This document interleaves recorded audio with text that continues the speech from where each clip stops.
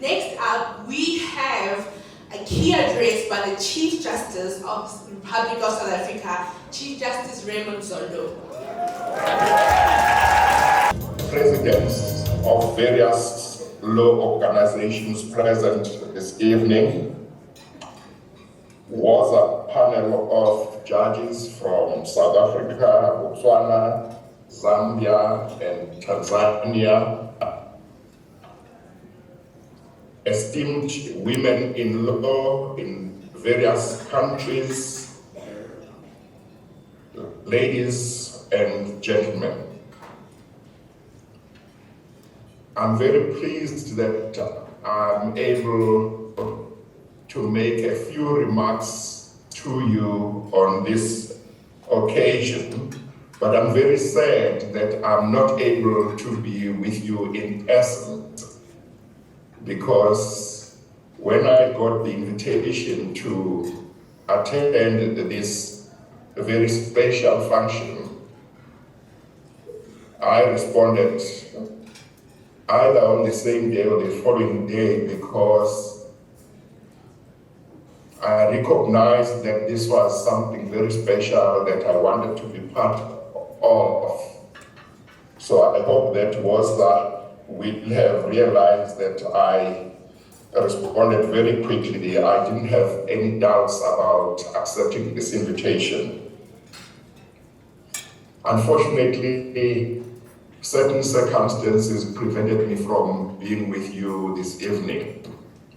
I'm hoping that this will not be the last occasion when you give these awards, because I would like to be invited next time, and hopefully I'll be able to attend. So I'm very pleased that I'm able to make a few remarks this evening, even though I'm not with you.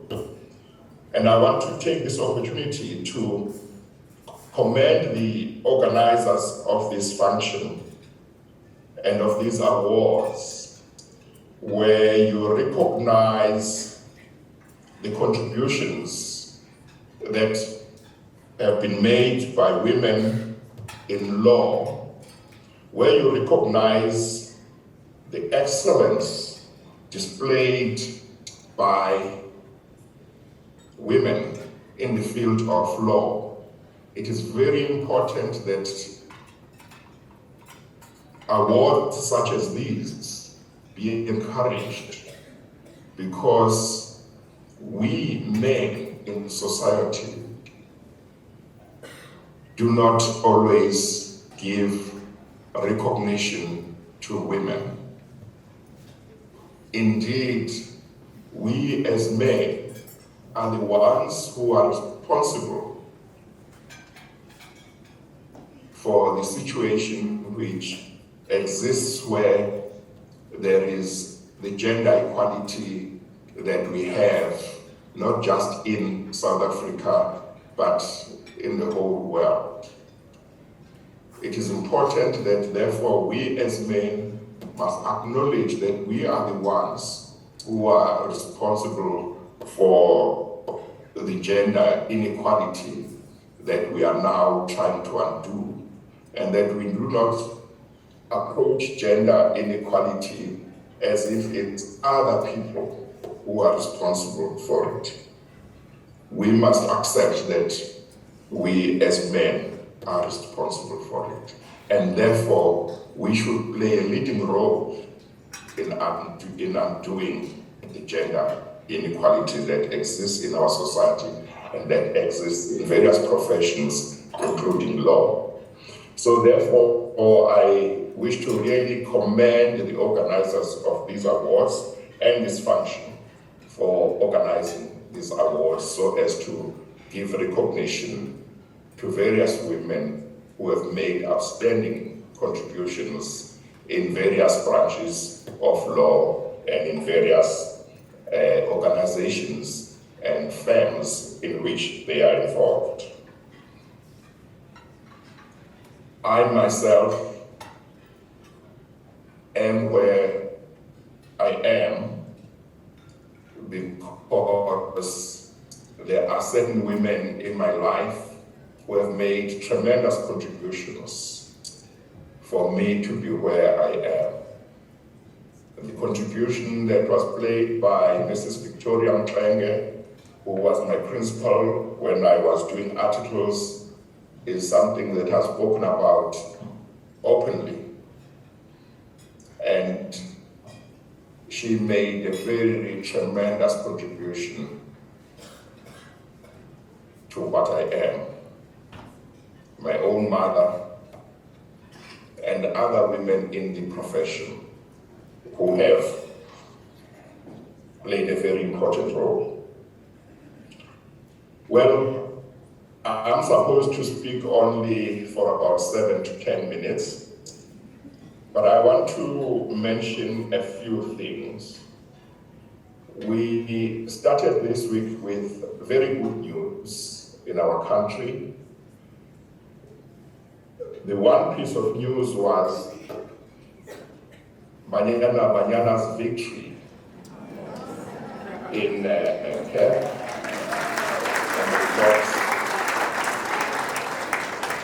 and the cup to South Africa. They played excellently. I watched that game. They played very well. They made us proud. I hope that Bafana will make sure that next time they play in CAF and other competitions, they also do us proud. In the past years, they have not done us proud, but the women have played excellently. They've given us a reason as a nation to be proud of who we are. The other piece of news was the appointment of Justice Maya as Deputy Chief Justice of our country, the first woman to occupy that position, which she will occupy from the 1st of September. But I've just realized that her appointment, of course, while it is good news on the one hand, also means that in the heads of courts, that is the forum where the Chief Justice and the Judges President and the President of the Supreme Court of Appeal meet to discuss matters relating to the judiciary in our country, we will be one woman short without her. But there is another piece of not so good news in that regard, namely Judge President Monica Liu, Judge President of the Northwest Provincial Division of the High Court, retires tomorrow. From Monday, the 1st of August, she will no longer be Judge President of that division. Judge Hendricks takes over as the new Judge President. The elevation of Justice Maya to the position of Deputy Chief Justice, while it is a good one, means that at least for now, we will be one woman short in the heads of court. But once Judge President Liu has gone, which is with effect from tomorrow, that will mean another woman who has been part of the heads of court for a long time will no longer be part of the heads of court. And unfortunately, that puts us in a position where all the heads of courts will be men. That is something that is embarrassing to happen in 2022, that we have not been able to have many heads of courts who are women. It seems to me that there is something that we might not be doing right if in 2022 we are going to end up with this kind of situation where it's going to be like we start afresh. The next woman who will be appointed the head of one of the courts will be the only woman among the heads of courts until there are more women appointed. Maybe there is something we're not doing right in terms of coordinating what we need to do. We need to sit down and look at how this situation should be dealt with. It should not be happening in 2022 that we could end up with a structure such as the heads of court being without women.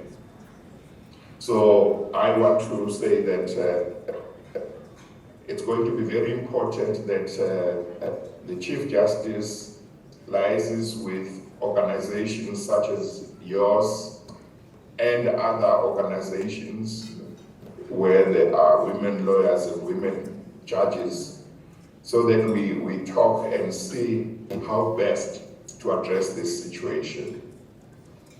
So there is a need to do a lot of work, but as all of us know, to address this situation, one doesn't need to just look at judges.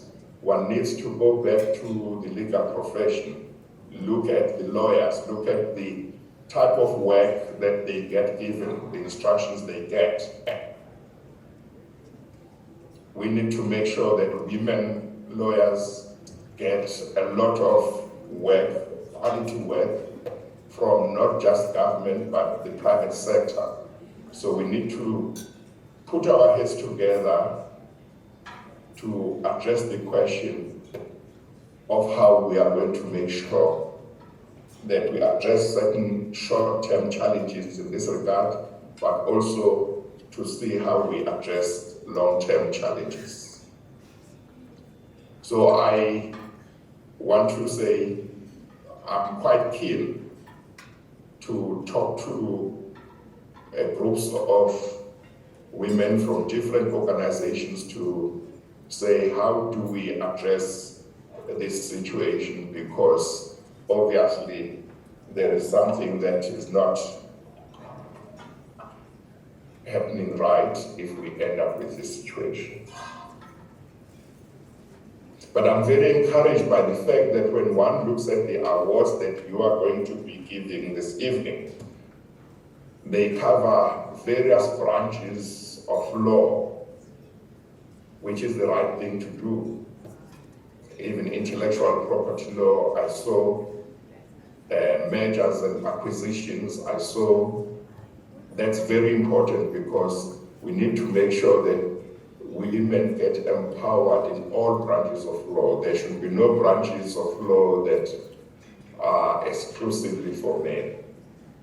So I am very keen that we talk about how we address the situation so that going forward we can accelerate gender parity.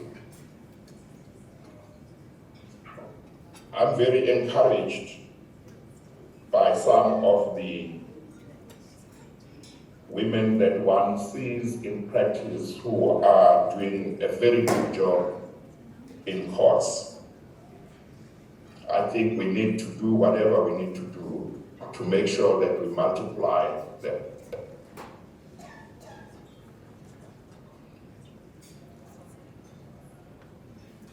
However, it's unfortunate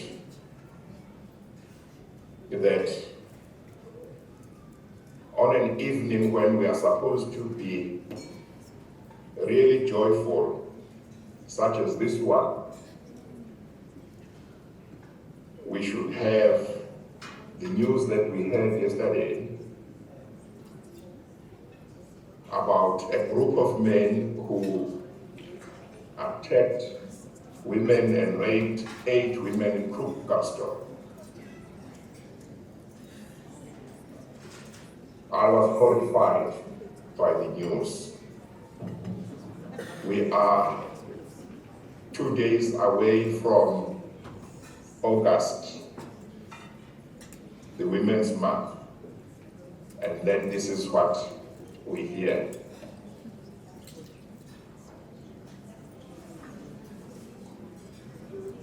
We need, as a country and as a nation, to ask the question, what is it that we haven't done that we should do to stop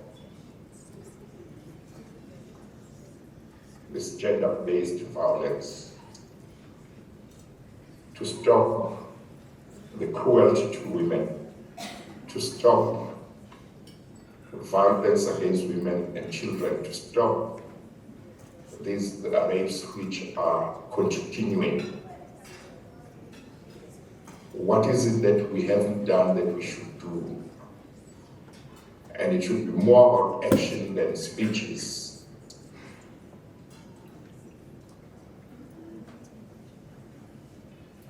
All of us need to continue to fight the violence against women and children. All of us need to use our professional skills in whatever way we can to assist those who survive ordeals such as these. And I believe that if we all work hard, if we all put our heads together, we ought to be able to win the battle against this scourge of violence against women and children.